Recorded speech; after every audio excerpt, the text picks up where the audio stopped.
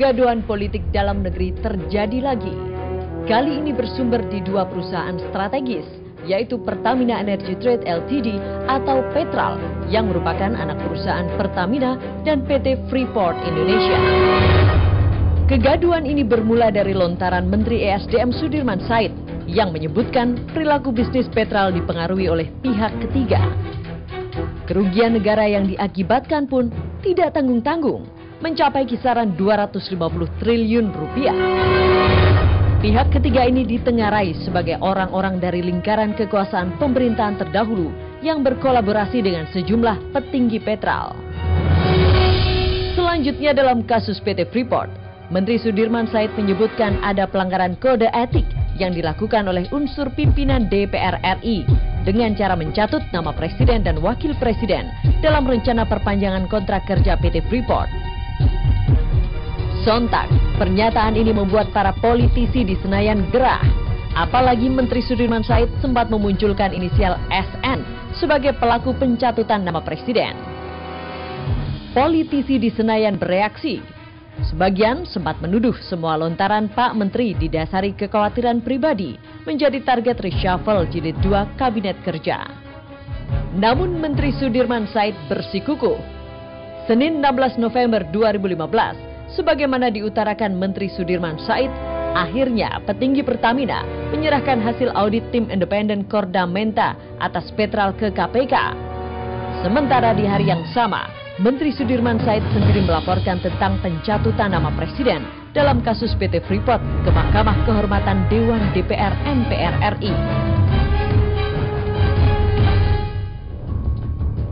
Ada pihak ketiga yang bukan manajemen Petral, bukan Pertamina, bukan pemerintah yang ikut campur. Ikut campurnya itu dari mulai mengatur tender, membocorkan harga perhitungan sendiri, menggunakan instrumen karyawan dan manajemen Petral untuk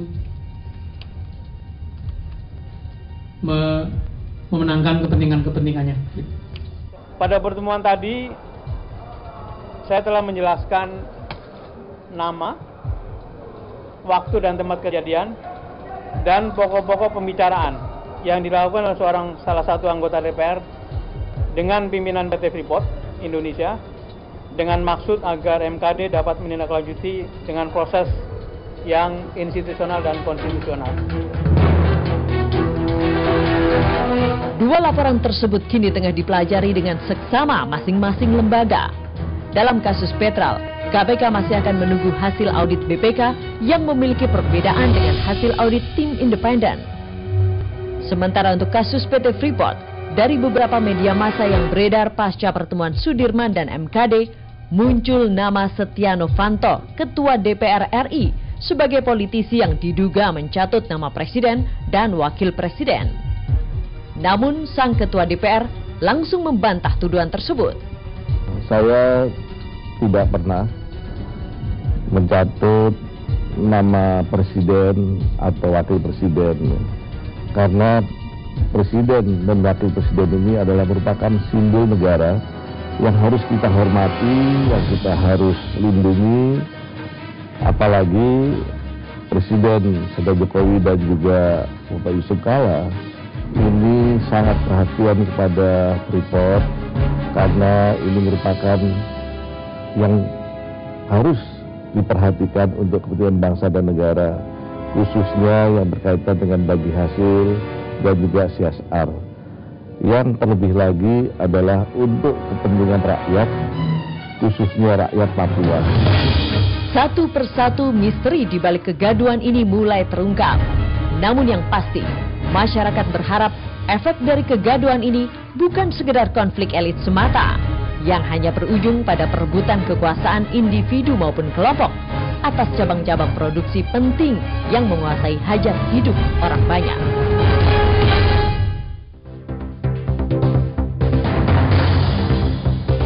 Indonesia Lawyers Club edisi malam ini hadir kembali dengan tema Sudirman Said, bidik mafia Petral dan pencatut Freeport. Hadirin dan pemirsa, kita sambut Presiden Indonesia Lawyers Club, Dani Ilyas.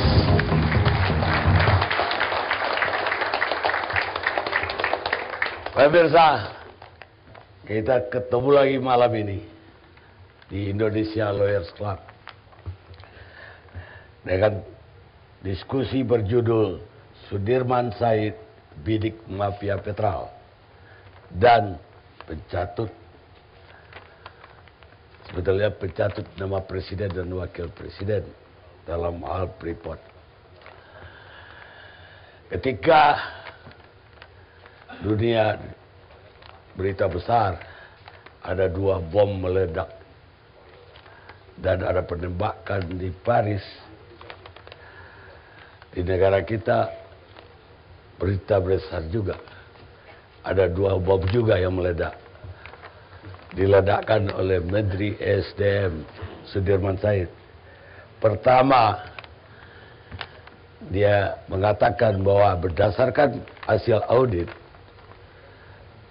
di Pertamina, khususnya di anak perusahaan Pertamina Petrol, ternyata ada pihak ketiga yang bermain di balik petrol. Dan bom yang kedua meledak sehari sebelum ILC, yaitu pencatut nama presiden dan wakil presiden yang tadi sudah ditayangkan. Tapi sebelum kita diskusi, kita dengar dulu pantun koruptor oleh Yose Rizal dan Dik Doang.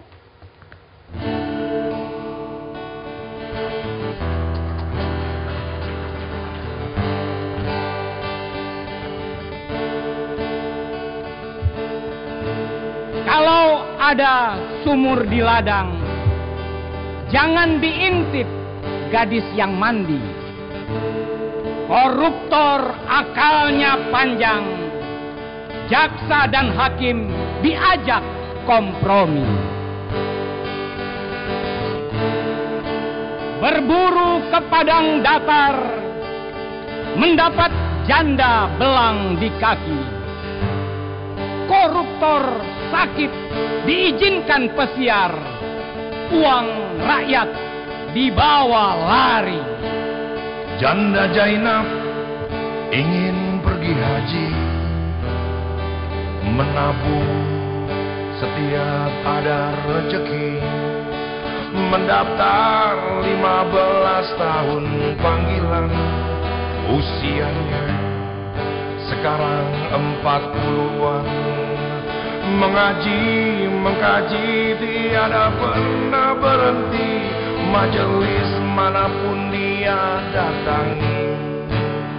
Berakit-rakit ke hulu, berenangnya kapan-kapan. Maling kecil sakit melulu, maling besar dimuliakan. Purbadaur, Purbadaur, Purbadaur, selendang sutra jingga, aturan negara ngalor ngidul, wakil rakyat korupsi juga. Hio, hio, hio, hio, hio, hio, hio, hio, hio. Saat berangkat panggilan haji sudah dekat, ayahnya wafat, ibunya sakit berat, anak yang sulung butuh biaya uang kuliah, si bungsu cilaka terkena narkoba, tetangganya yang miskin yatim piatu dalam kesulitan, menahan lapar butuh bantuan. Janda Zainab bimbang disimpan, jalan pilihan antara berangkat diam di tempat. Kura-kura dalam perahu, buaya darat di dalam sedan. Wakil rakyat jangan ditiru, korupsinya edan-edanan. Berangkatlah Zainab, hidup itu memang penuh cobaan. Tiada yang pernah salah mengharap hidup sempurna tanpa celah.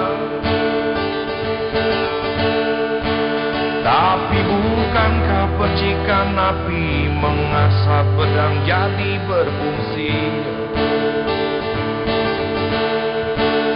Cobaan adalah ujian Tuhan bagi mereka yang beriman. Si tukang riba disebut lintah darat. Si hidung belang disebut buaya darat. Pedagang banyak hutang, itulah konglomerat. Mereka yang berhutang, yang bayar, loh kok rakyat.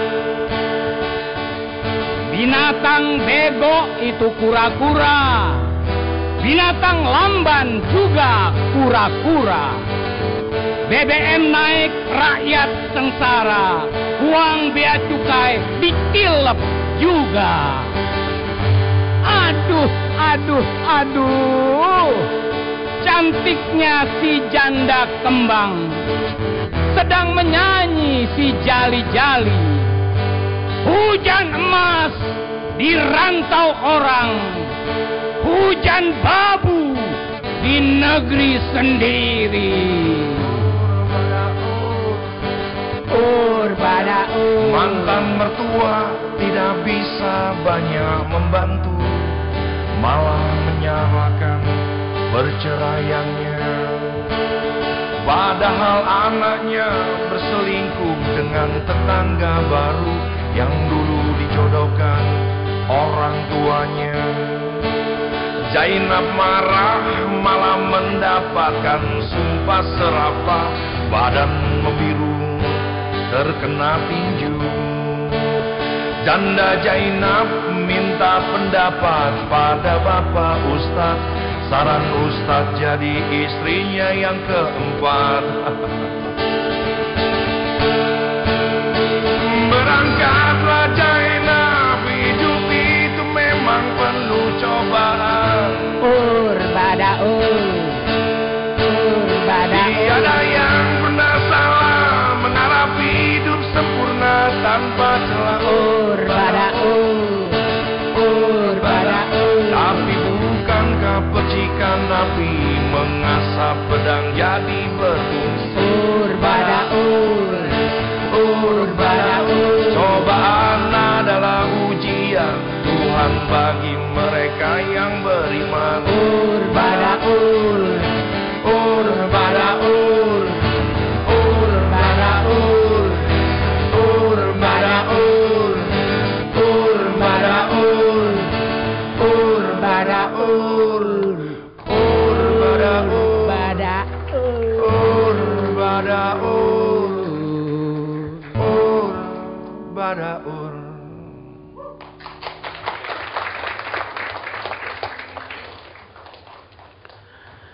Pemirsa, sebenarnya ada dua topik yang malam ini kita satukan.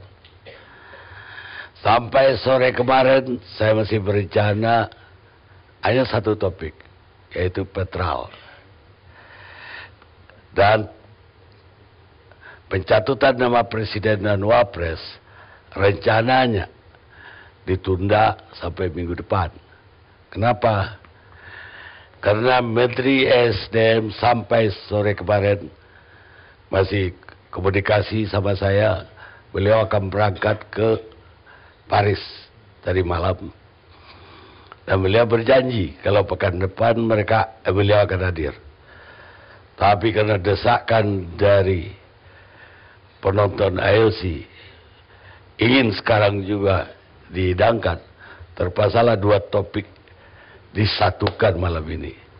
Tapi awalnya saya akan mulai dulu dengan pencatutan nama Presiden dan Wakil Presiden yang dituduhkan oleh Menteri SDM Sudirman Said. Pak Sudirmannya ada di Paris, tapi beliau mengutus orang pentingnya namanya Pak Said Didu. Sama-sama Said. Beliau ini orang terganteng di grup WA kami. Namanya Komensong. Apa arti Komensong? Grup itu komentar dan ngemeng-ngemeng kosong. Dan beliau orang penting. Dulu Menteri BUMN, Sesmen. Kemudian sekarang staf khusus Menteri SDM. Beliau nggak perlu jadi menteri, tapi menguasai kementerian.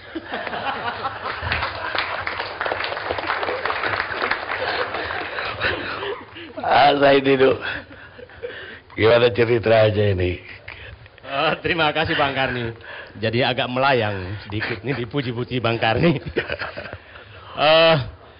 Saya pikir dua hal yang terungkap tentang audit Petral dan Freeport itu hanya bagian dari berbagai persoalan yang ada di Kementerian BUMN yang ingin diselesaikan oleh Pak Sudirman Said.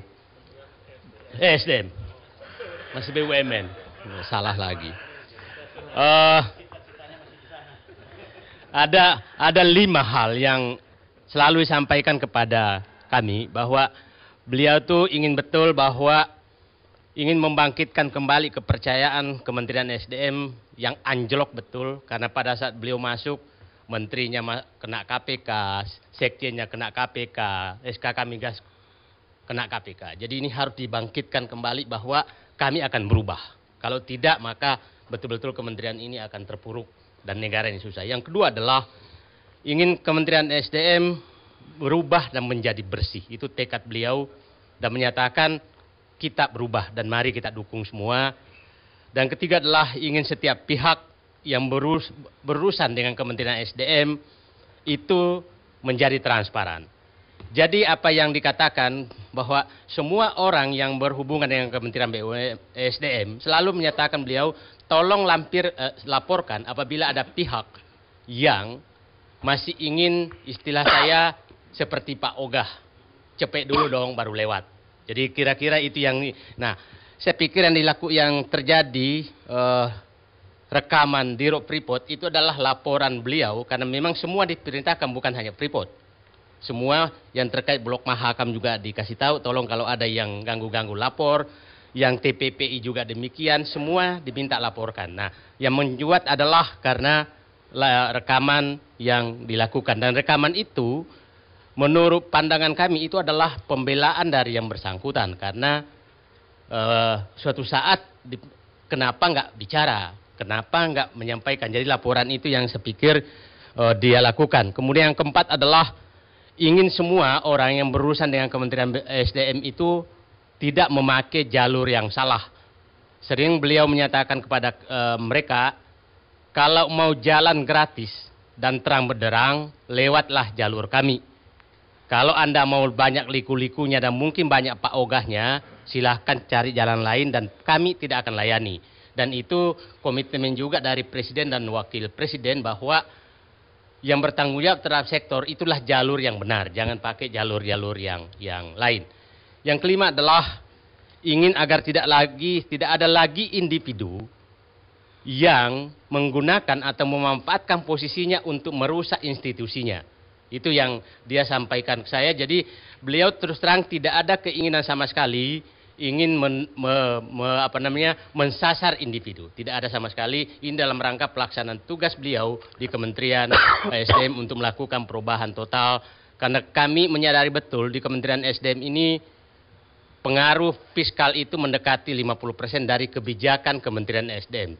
Itu hampir 50% pada saat subsidi juga masih tinggi sekali itu. Kemudian penerimaan negara tinggi sekali dan terus terang ini banyak sekali orang yang sudah menyatakan bahwa Kementerian SDM adalah tempat percaturan kekuasaan. Dan jadi saya katakan audit Petral sebenarnya itu adalah hanya mengkonfirmasi secara audit bahwa isu yang selama ini ada, baik orang, modus maupun mekanisme, itu benar adanya. Itu sebenarnya kita semua sudah mendengarkan itu puluhan tahun, menyatakan ada mafia migas, tapi saya katakan Petral itu bukan mafia migas. Kita sedang juga menelusuri mafia gas yang dikatakan 80% yang orang minta gas itu sebenarnya tidak punya infrastruktur dan tidak punya gas, tapi hanya menjadi maklar gas. Itu juga lagi ditertibkan. Jadi Petral itu bukan mafia migas, baru mafia minyak. Mafia migas ini lagi, mafia gas ini lagi ditelusuri lagi. Mafia tambang sedang ditelusuri. Minggu lalu kami datang ke PT Timah, ke Bangka untuk menelusuri mafia tambang seperti ini. Jadi ada 3 istilah mafia yang sedang kita telusuri adalah minyak, gas, dan tambang.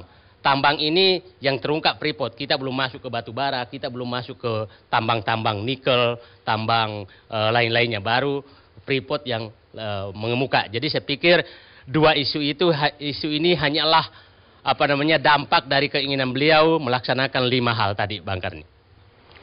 Jadi kalau begitu rekaman itu by request dari Kementerian SDM.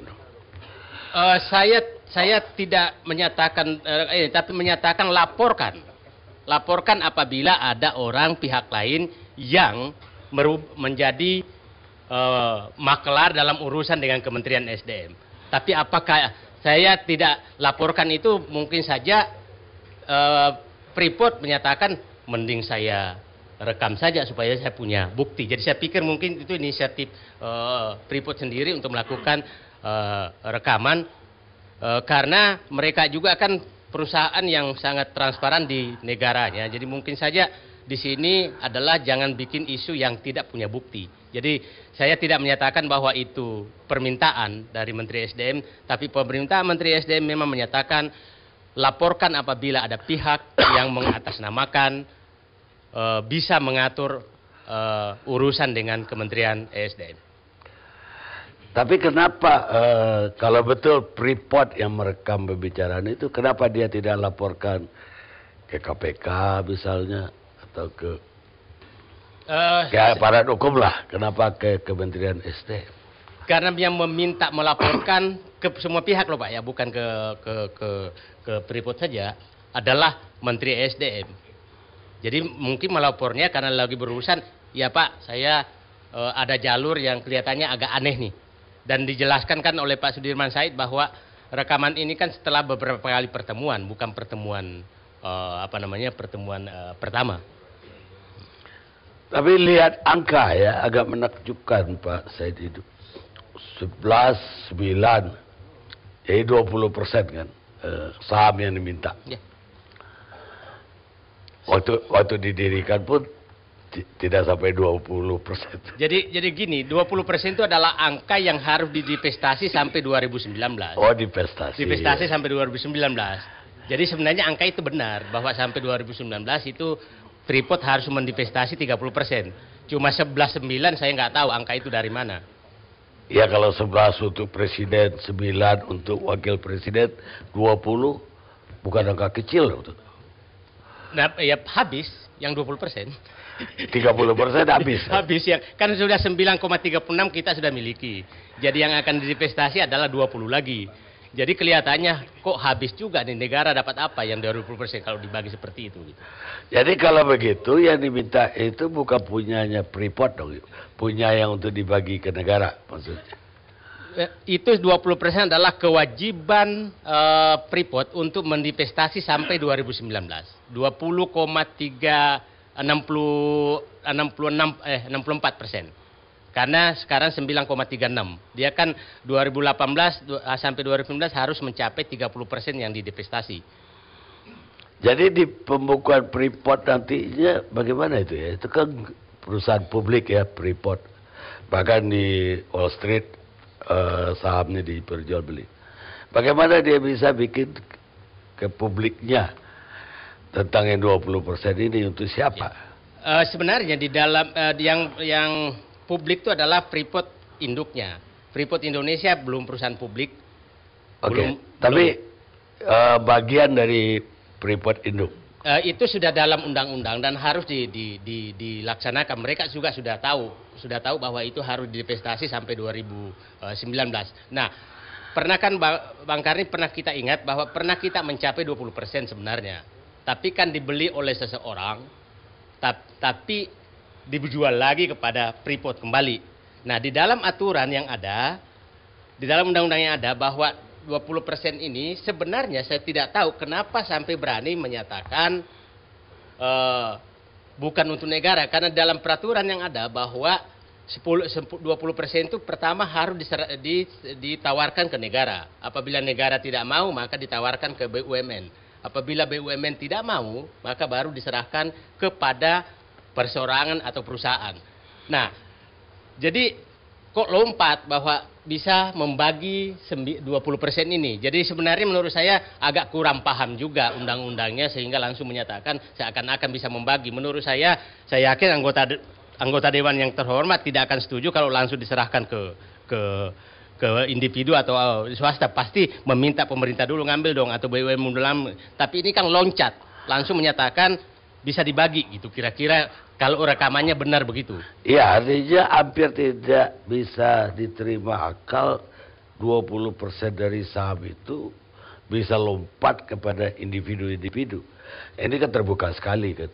Di Indonesia pun akan gampang sekali ketahuan. Saya hanya ingin menyatakan mungkin Tuhan lagi menolong kita. Sehingga terjadi kesalahan yang sangat fatal yang nggak mungkin dilaksanakan. Walaupun itu disepakati nggak mungkin dilaksanakan. Bahwa langsung dibagi ke siapa pun nggak mungkin dilaksanakan. Karena aturannya tidak demikian. Tapi apa itu sudah mengganggu proses perpanjangan kontrak antara pemerintah dengan Freeport sampai Menteri SDM membawa itu dan kemudian mengungkapkan itu ke publik, membawa itu ke Dewan Kehormatan.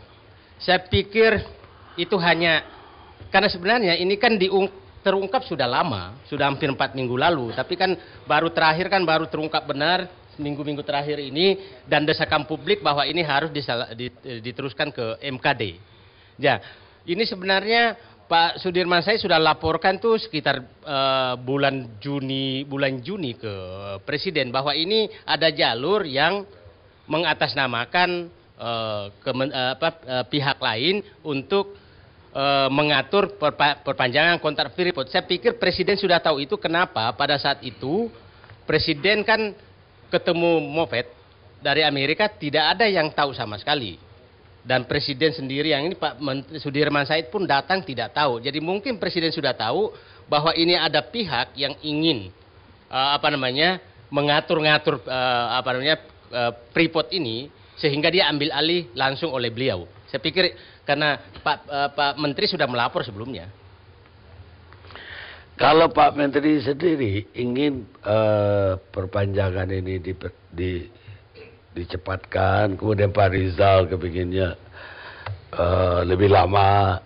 Sebenarnya tidak ada ide sama sekali kata perpanjangan. Yang ada adalah bahwa Freeport kalaupun berlanjut operasinya dia harus berubah menjadi IUPK sesuai dengan aturan undang-undang. Jadi tidak ada istilah perpanjangan kontrak karya. Yang ada adalah pengaturan kembali pengolahan Freeport sesuai dengan undang-undang Minerba. Itu sebenarnya yang terjadi. Nah, yang lucu kita lagi berunding terjadi